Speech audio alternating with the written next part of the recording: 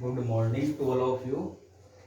मैं आशा करता हूँ आप सभी अच्छे होंगे और मैं आपसे ये भी उम्मीद कर सकता हूँ कि आप सभी आगे भी अच्छे रहेंगे, क्योंकि आप नियम और कानूनों को फॉलो करने वाले एक अच्छे इंसान हैं। क्योंकि आप एक सिविल सर्विसेज की तैयारी कर रहे हो, जिसमें व्यक्ति कुछ अच्छा करने के लिए ही प्रवेश करता है।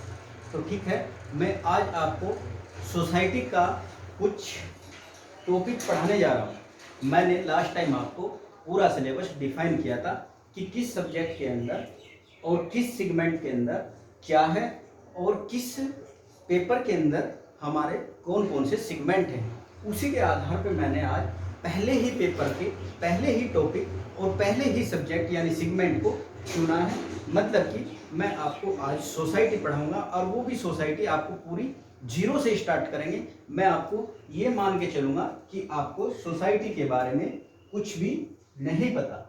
उसी बेसिस पे मैं आपको पढ़ाने की अपनी रणनीति बनाऊंगा और आपको यह देखना होगा कि क्योंकि हमारे यहाँ जो वीडियो बन रही है अभी, उसमें आप जो भी आपके डाउट हो वो आप मुझे मैसेज कर बता सकते हैं और मैं आपको वो अब नेक्स्ट लेक्चर में सोल्व करके, यानी कि जिसके जितने डाउट होंगे वो मैं सारे लिख कर और नेक्स्ट लेक्चर में डाउट सारे क्लियर करा दूंगा। तो इसीलिए आप अपने कॉपी और पेन निकालिए और बैठिए और नोट्स साथ साथ अपना तैयार करता चलिए और इसी के साथ आप अपना सिनॉप्सिस भी बनाते चलिए। क्योंकि देखो, नोट्स में आपको प्रोवाइड करा दूंगा, लेकिन सोसाइटी एक ऐसा सब्जेक्ट है, अगर आपने ये ठीक से पढ़ लिया तो आप इसमें खुद से भी स्वयं भी अपने नोट्स को तैयार कर सकते हो। वहीं एक बात ये भी देखनी होगी कि कुछ व्यक्ति या कुछ लोग ये यहाँ से स्टार्ट ना करके सोशल जस्टिस से स्टार्ट कर देते हैं। इस बात का सचेत ध्यान रखना है, क्योंकि सोशल जस्टिस हमेशा सोसाइटी के बाद ही पढ़ना चाहिए। क्योंकि सोशल जस्टिस तभी आप दिला पाओगे समाज को, तब आपको सामाजिक समस्या यानी कि सोशल प्रॉब्लम और सोशल इशू का ज्ञान होगा। जब सोशल प्रॉब्लम और सोशल इशू का ज्ञान ही नहीं है तो आप उसमें सोशल जस्टिस कैसे दिला सकते हो। यानी कि अगर आपको समाज में क्या समस्याएं, समाज में क्या मुद्दे हैं, वर्तमान में क्या चीज़ है, किस तरीके से वहाँ पे वो रेगुलेट हो रही हैं, तो तब तक ये नहीं पता चल पाएगा आपको, तो आप समाज को न्याय या उस व्यक्ति को न्याय कैसे दिला पाओगे। इससे पहले आपको अपनी प्रॉब्लम्स यानी कि देखनी होगी और वो हमारी सोसाइटी के अंदर दिखाई पड़ेगी आपको। उसके बाद आप सोशल जस्टिस पढ़ लेना, उसके बाद आप बेहतर से समझोगे सोशल जस्टिस को भी। अगर आपने पहले सोशल जस्टिस पढ़ लिया, सोसाइटी नहीं पढ़ी, तो सोसाइटी से इंटरलिंकिंग सब्जेक्ट है, आप फॉलो कर जाओगे। इसीलिए मैंने आपको पहले सोसाइटी पढ़ाने के लिए आज पहला लेक्चर लिया है।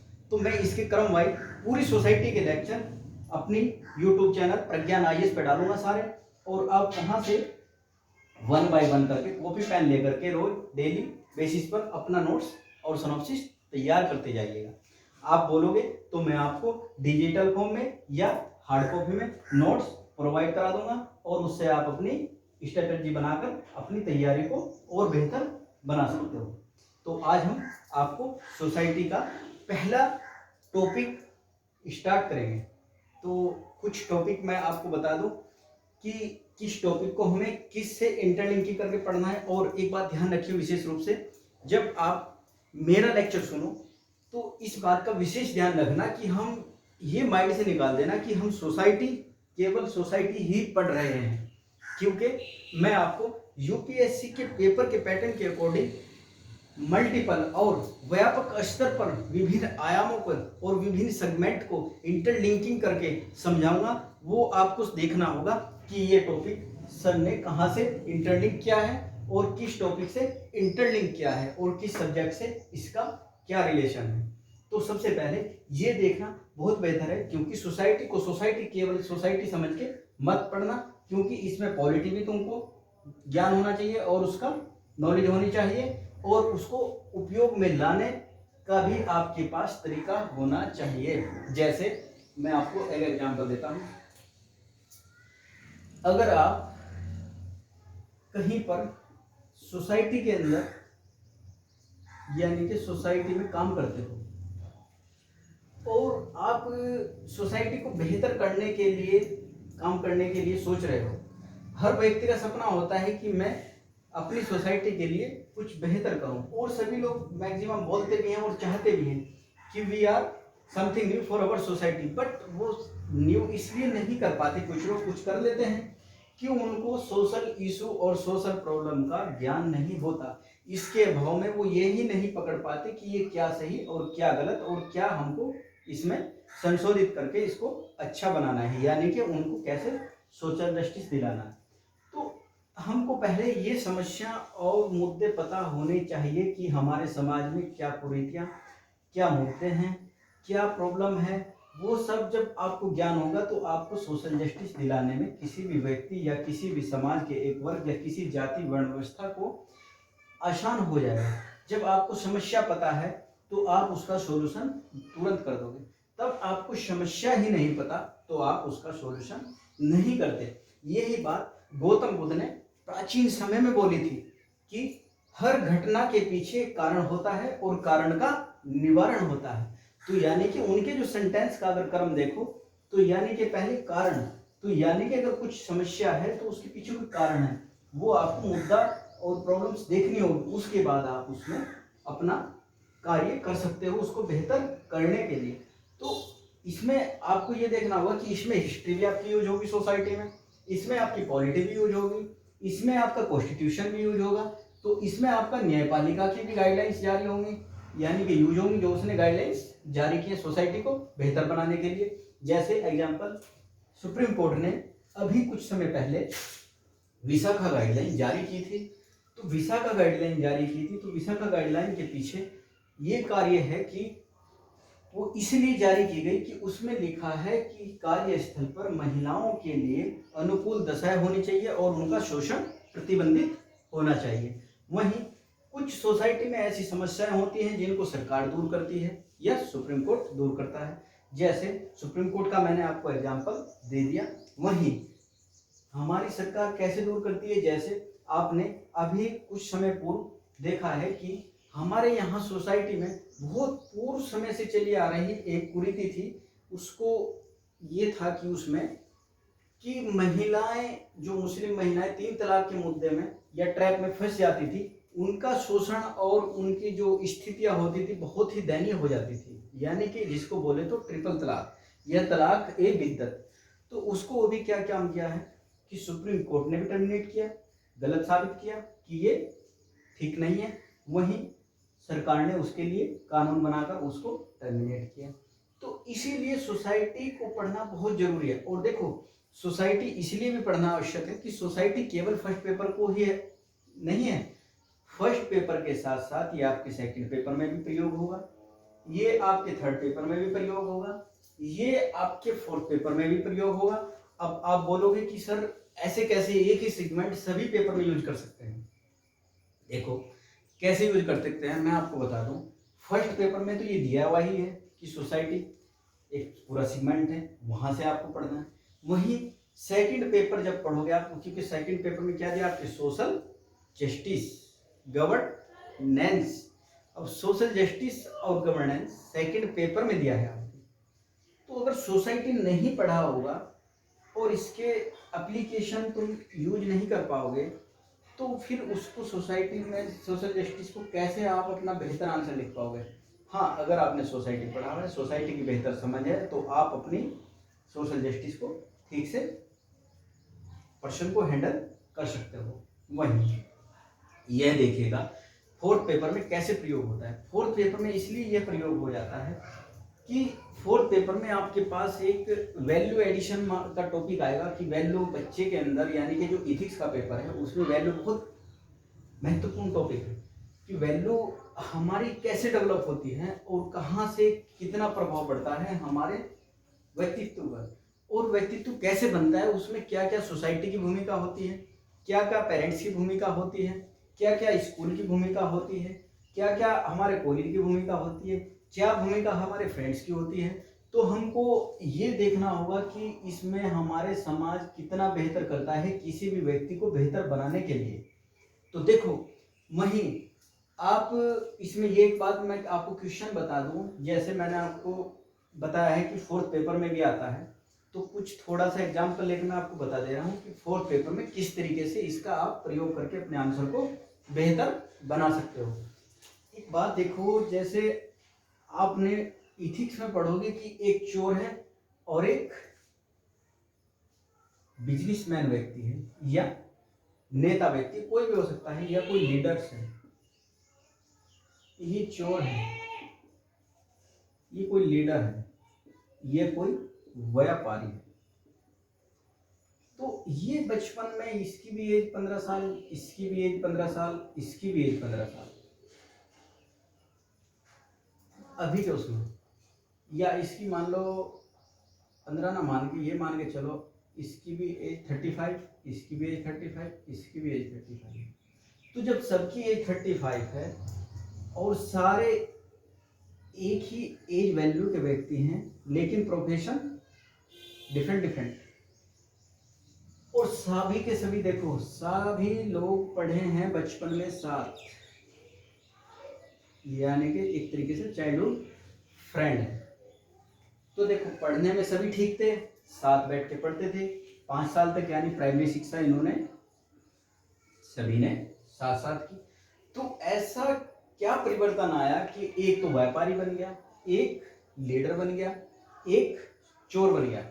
अब आप बोलोगे कि सर ये तो इनके अंदर टैलेंट जन्मजात था। मैं मान सकता हूँ टैलेंट जन्मजात हो सकता है, लेकिन टैलेंट हो सकता है, पर टैलेंट में बाहर से कुछ इन्वायरमेंट की जो भूमिका उसको किस डायरेक्शन में परिवर्तित करने की रही है, वो तो हमारे सोसाइटी में ही अध्ययन करना पड़ेगा ना, कि कहाँ से इसको चोर बनाने में महत्वपूर्ण भूमिका मिली है, कहाँ से इसको लीडर बनने में महत्वपूर्ण भूमिका मिली है, और कहाँ से व्यापारी को व्यापारी बनने में महत्वपूर्ण भूमिका हुई है, और क्या महत्वपूर्ण भूमिका है।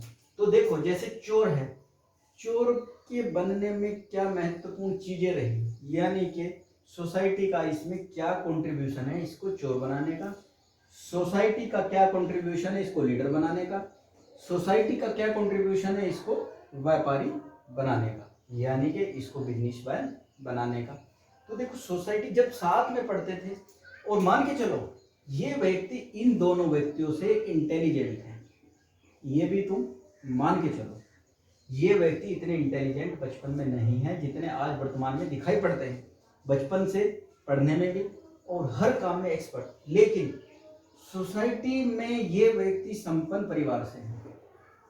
अंतर इतना है, ये भी संपन्न परिवार से है, ये एक रिक्शा चालक का बच्चा है, और देखो ये स्कूल से आते समय इन्होंने क्या काम किया, तीनों बच्चे स्कूल से आ रहे हैं, तो तीनों बच्चे जब स्कूल से आ रहे हैं तो इसने भी बराबर प्लान बनाया। प्लान बल्कि किसका चलेगा, आप समझ सकते हो किसका प्लान चलेगा बेसिकली इस मतलब कि एक यहाँ क्या हुआ, जैसे स्कूल से आ रहे हैं तो यहाँ एक आम का बाग खड़ा हुआ है, क्या खड़ा हुआ है, आम का बाग। तो आम का बाग तो खड़ा हुआ है, और ये तीनों लोग कहाँ जा रहे हैं, स्कूल से छुट्टी होने के बाद अपने घर की ओर। ये है इनका घर है, यहाँ जाना यहाँ से है, यहाँ बराबर में बाग खड़ा हुआ। तो अब देखिएगा कि जो बाग खड़ा हुआ है उसमें आम लगे हुए हैं पके हुए, यानी कि जिस समय आप पेड़ के ऊपर ही पकने लगता है उस समय ये लोग अपने स्कूल से जा रहे हैं अपने घर की ओर। तो अब ये देखिएगा जब ये घर की ओर जा रहे हैं तो वहाँ लीडर साहब का दिमाग चलता है कि आम पके भी हुए हैं और यहाँ पे इसका जो केयर करने वाला है वो हमको दिखाई भी नहीं पड़ता कहीं, तो क्यों ना एक ही काम यहाँ से तोड़ दिया जाए। तो देखो तीनों ने प्लान इन भाई साहब ने बनाई, और इन भाई साहब ने बनाई, इनको बताया बाद में, क्यों, क्योंकि ये रिक्शा चालक का बेटा कि ये तो साथ चल ही देगा, पहले इसको अपने साथ में लगा लूँ। तो जब ये दोनों ने प्लान बना के तीसरे बंदे को बोला, क्योंकि ये पढ़ने में तो ठीक था लेकिन उस समय इसका जो मेंटल लेवल था, यानी कि चीज़ों को लेकर मैच्योरिटी स्तर था, यानी कि वो उतना नहीं था कि अपना विवेक से ठीक ठाक कर पाए। तो यानी कि आपने सुना भी होगा कि maturity always comes according to age. तो इसीलिए मैच्योरिटी हमेशा कैसे आती है, अकॉर्डिंग टू एज, यानी कि एज के अनुसार परिवर्तन मैच्योरिटी के अंदर होता जाता है। तो उसी प्रकार ये उस समय बचपन था, तो बचपन में मैच्योरिटी का स्तर उतना नहीं था। तो इसने क्या काम किया, तो इन्होंने यहाँ से आम पेड़ से तोड़ने स्टार्ट किए, और सबसे ज्यादा आम तोड़ेगा कौन, ये, उसके बाद ये, उसके बाद ये भी तोड़ सकता है सबसे ज्यादा, क्योंकि ये भी व्यापारी है। तो देखो तीनों ने आम तोड़ लिए। उधर से बाग का जो केयर टेकर था वो आ गया, और उसने इनसे पूछा तीनों से कि तुमने आम क्यों तोड़े। इन्होंने कहा कि भूख लगी हुई थी इसलिए तोड़े। चलो आगे पूछा तुम किस किस फैमिली से हो। गांव का ही था वो व्यक्ति भी, जो केयरटेकर, बाग का केयरटेकर था, यानी कि बाग का माली था। तो उसने पूछा, इसने कहा कि मैं सरपंच जी का बेटा हूं। इसने कहा कि मैं लाला जी का बेटा हूं। इसने कहा कि मैं रिक्शा चालक जी का बेटा हूं। जैसे ही इसने बोला कि मैं रिक्शा चालक जी का बेटा हूं, 2 रैपट इसके स्टार्टिंग में ही लग चुके, और इनकी पीठ थपथपा दी गई कि बेटे ये आपने 4 आम तोड़े ओनली, और लेके चले जाओ, घर में और भी हैं आपकी फैमिली वाले, उनको भी खिला देना। इसको भी बोला गया कि बेटा ये तो बहुत कम है, 1-2 हैं, आप घर के लिए भी ले जाओ। इसने जो आम तोड़े थे वो इससे छीन लिए गए, ले लिए गए। जब ले लिए गए, अब इसका मेंटल स्तर देखो किस ओर चलेगा। तो देखो प्लान इन्होंने बनाई, आम ज्यादा इन्होंने तोड़े, लेकिन इसने तो उन आम तोड़ने के लिए पिटाई खाई, लेकिन इनको और आम दे दिए गए और इससे आम छीन लिए गए। तो वो क्या था माली, एक सोसाइटी का पार्ट। ये क्या थे, एक सोसाइटी में रहने वाले व्यक्ति। तो देखो इस बच्चे के माइंड में यहीं से क्या स्टार्ट हो जाएगा इस माली को लेकर, घृणा। तो ये किसने स्टार्ट की, सोसाइटी ने। तो सोसाइटी पढ़ना इसीलिए जरूरी है कि 4th पेपर में आएगा कि चोर को चोर बनाने के लिए सोसाइटी की क्या भूमिका है। तो वहां से इस पर्सन को आप अपने आंसर में बहुत बेहतर तरीके से एग्जाम्पल की देकर लिख सकते हो। ठीक है, इस तरीके से सोसाइटी पढ़ना बहुत ही जरूरी है।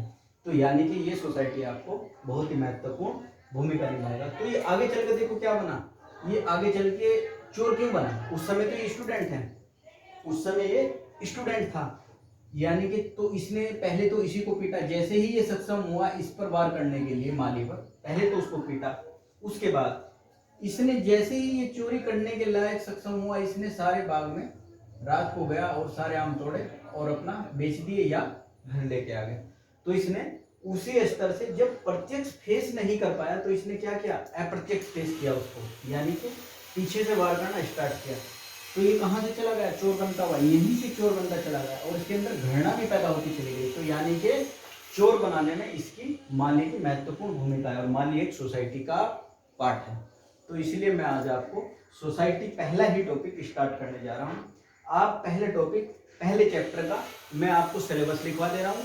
आप अपनी कॉपी पेन निकालिए और सिलेबस लिखिए। उसके बाद मैं 1 by 1 आपको डिस्क्राइब करते हुए चलूंगा और आपको समझाते हुए ठीक से एक एक टॉपिक वाइज आगे बढ़ूंगा।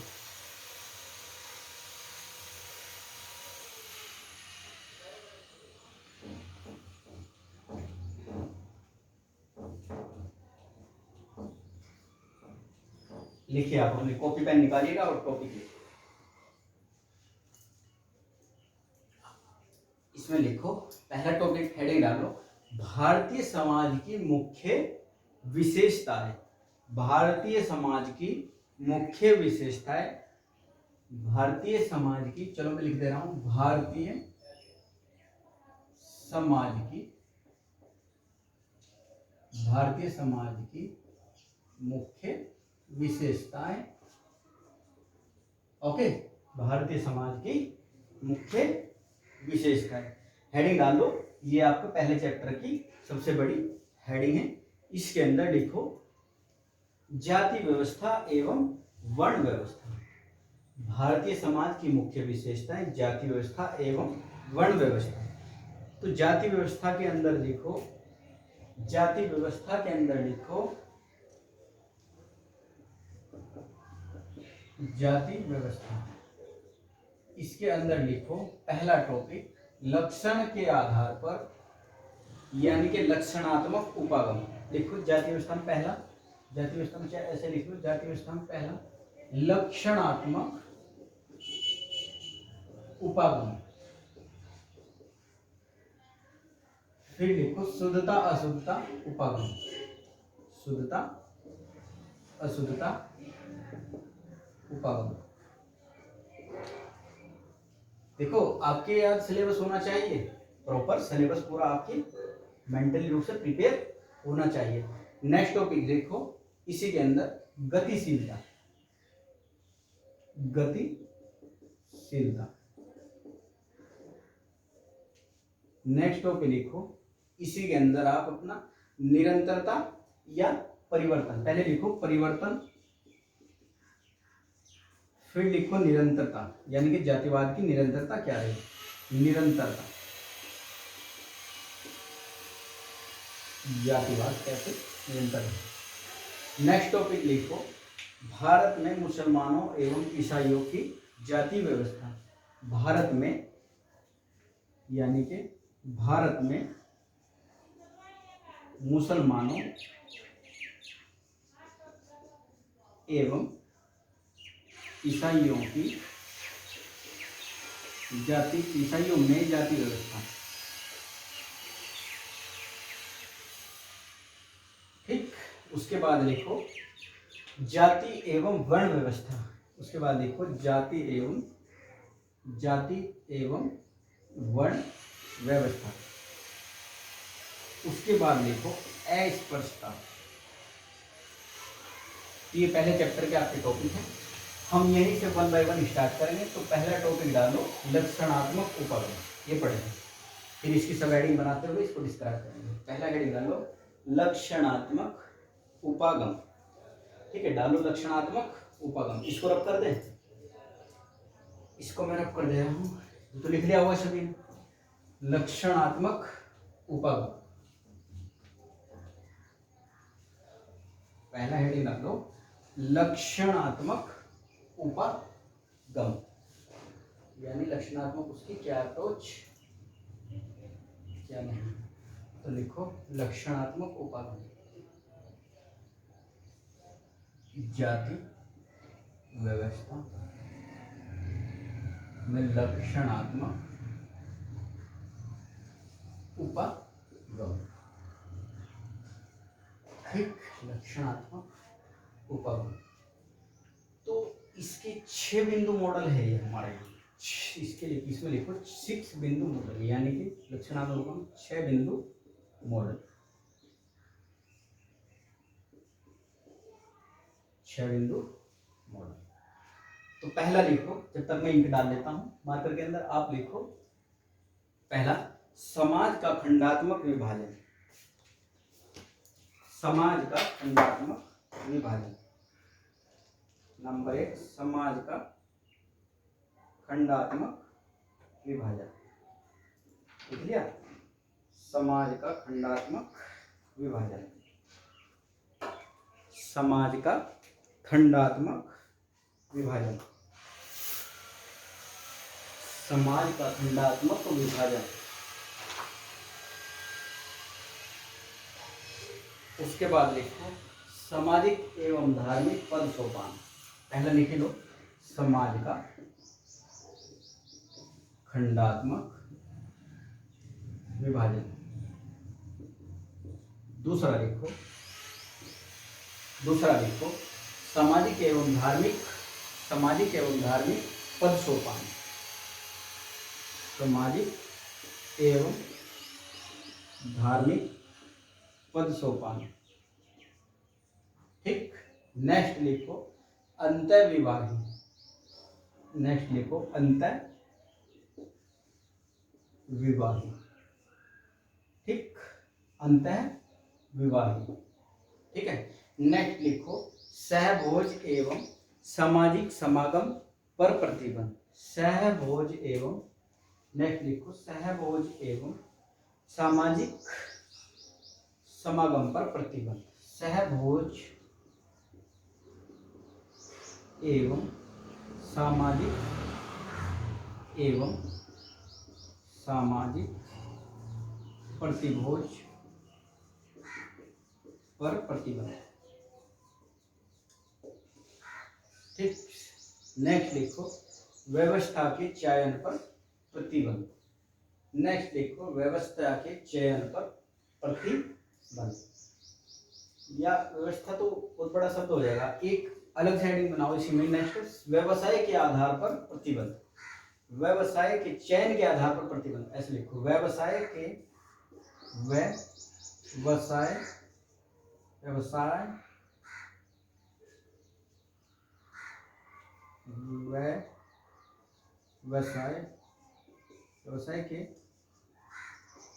चयन पर प्रतिबंध। व्यवसाय के चयन पर प्रतिबंध। ठीक। नेक्स्ट देखो, नागरिक एवं धार्मिक अक्षमताएं। नागरिक एवं धार्मिक अक्षमताएं। नागरिक एवं धार्मिक अक्षमताएं। तो ये हमने पहला टॉपिक लिख लिया। अब इसको मैं आपको समझाऊंगा, थोड़ा कंसंट्रेट ध्यान को करके तब समझना, क्योंकि टॉपिक बहुत अच्छा है, बहुत इंटरेस्टिंग है। और सबसे बड़ी बात है कि ये टॉपिक ऐसे हैं कि आपको ऐसा कोई पेपर नहीं होने का जहां आप इसका यूज नहीं कर सकते। तो एक तरीके से अप्लाइड सब्जेक्ट है बहुत ज़्यादा, कहीं पे भी आप अपना अप्लाई करके अपने आंसर को बेहतर कर सकते हो। तो पहला देखो, समाज का खंडात्मक विभाजन। ये क्या है समाज का खंडात्मक विभाजन? और सामाजिक एवं धार्मिक पद सोपान क्या है? अंत्य विवाही क्या स्थिति थी, यानी क्या प्रॉब्लम है? सहभोज एवं सामाजिक प्रतिभोज पर प्रतिबंध क्या है? व्यवसाय के चयन पर प्रतिबंध क्या है? और नागरिक एवं धार्मिक अक्षमताएं क्या है हमारी सोसाइटी के अंदर? तो ये हम वन बाय वन करके आपको एक एक करके समझाते जाएंगे। तो पहले देखो, समाज का खंडात्मक विभाजन। अब समाज का खंडात्मक विभाजन जब देखोगे तो इसमें देखो, समाज के खंडात्मक विभाजन में कि पूरा समाज अलग अलग खंडों में, पूरा समाज अलग अलग खंडों में बटा हुआ है। और अलग अलग खंडों में अगर बटा हुआ है पूरा समाज, तो देखो पूरे समाज का अलग अलग खंडों में विभाजन करके यह सुनिश्चित किया गया है कि प्रत्येक खंड एक जाति विशेष का सूचक होगा।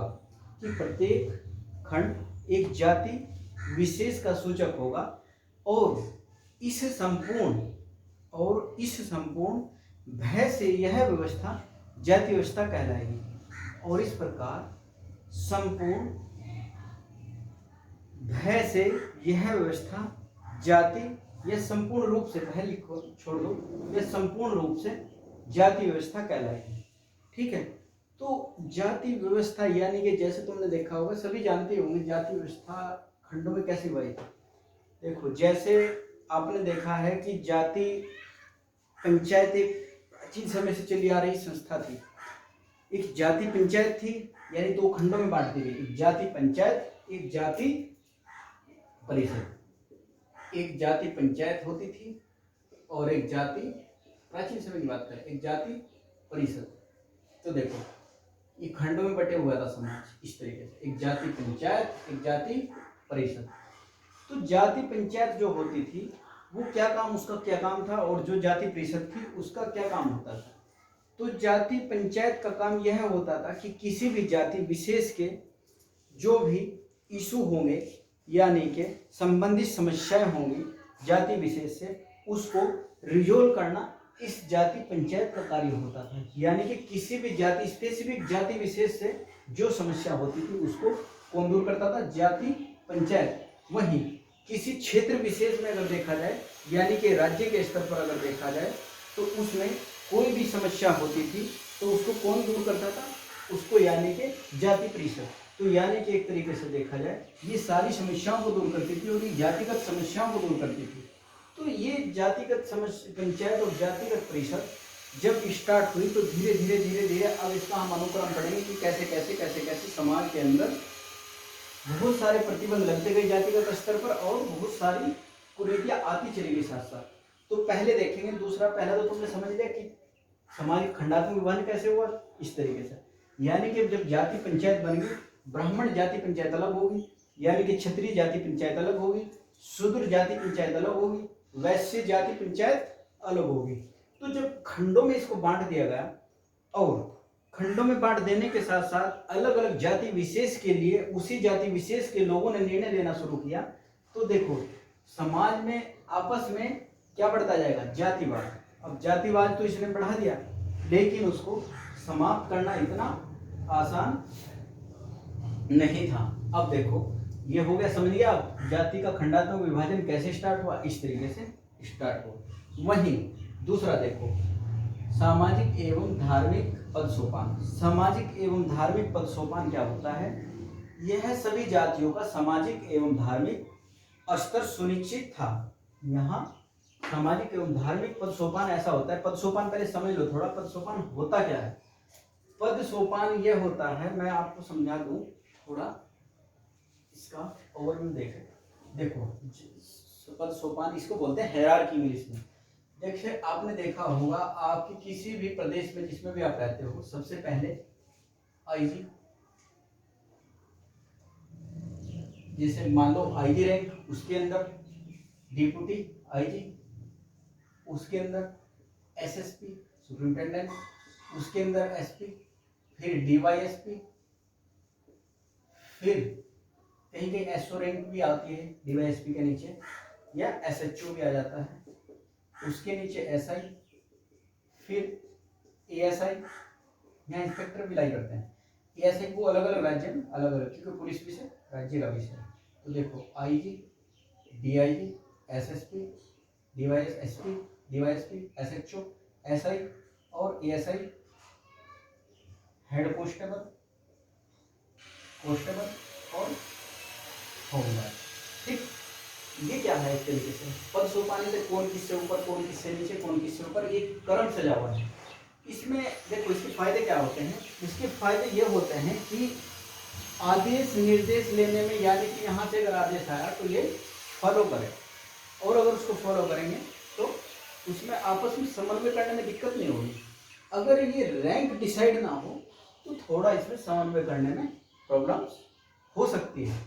यहाँ इस स्तर पर बटा हुआ है कि ये व्यक्ति इससे निर्देश ले सकता है और उसके निर्देश में कार्य कर सकता है, ये व्यक्ति इसको निर्देश दे सकता है और अपने निर्देश देकर